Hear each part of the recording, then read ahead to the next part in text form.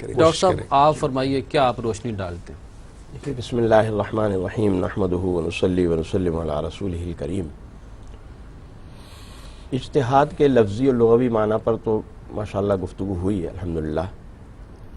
اجتہاد کے ایک اصطلاحی معنی اور ایک فقہی معنی بھی ہے. جی بالکل. یعنی جب ہم فقہا کی زبان میں اجتہاد کو ایک بطور ٹرمنالوجی کے لیتے ہیں تو پھر اس کی ایک ڈیفینیشن ہے اور وہ ڈیفینیشن یہ ہے کہ اجتہاد کے معنی یہ ہے کہ کسی چیز کے حکم شرعی کو تلاش کرنے کے لیے اپنی بھرپور کوشش کرنا، ایسی کوشش یہی ہمارا مقصد ہے. ہاں کہ اس سے زیادہ کوشش ممکن نہ ہو، صحیح، اور وہ کوشش ہو مآخذ شریعہ سے اس مسئلے کو تلاش کرنے کے لیے.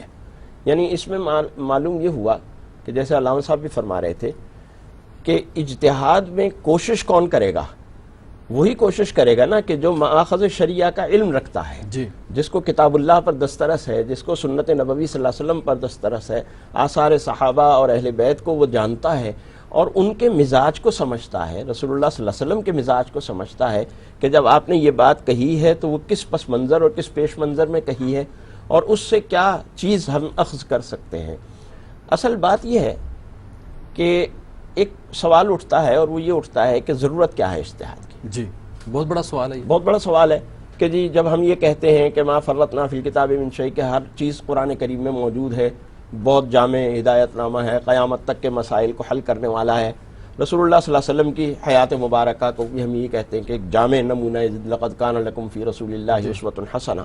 تو پھر اجتہاد کی ضرورت کیا ہے؟ اصل میں بات یہ ہے ضیاء صاحب کہ اللہ تعالیٰ نے یہ جو انسان بنایا ہے نا، یہ اللہ کی ایک بہترین مخلوق، اشرف المخلوقات، شاہکار ہے. اور اس شاہکار کا جو سب سے بڑا شرف اور امتیاز ہے وہ اس کی قوت عقلیہ ہے. بے شک. اچھا، اس قوت عقلیہ کی بنیاد پر انسان ایک طرح سے نہیں رہتا. یعنی آج کے انسان کا رہن سہن دیکھیں، آج سے 100 برس پہلے کے انسان کا رہن سہن دیکھیں، آج سے 1000 برس پہلے کے انسان کا رہن سہن دیکھیں، آپ کو نمایاں تبدیلیاں نظر آئیں گی. دن بدن تبدیلی آ دن بدن تبدیلی ہے. تو یہ جو صورتحال ہے، لیکن ایک حیوان جو ہے، ایک بھینس آج سے 500 سال پہلے جیسے رہتی تھی آج بھی ویسی رہتی ہے. جی. ایک گھوڑا جیسے آج سے 500 سال پہلے رہتا تھا ایسے ہی آج بھی رہتا ہے. تو یہ جو صورتحال ہے، یہ صورتحال ظاہر ہے کہ انسانی عقل ہے، اور اس عقل کی وجہ سے نئے نئے مسائل پیدا ہوتے ہیں. جی.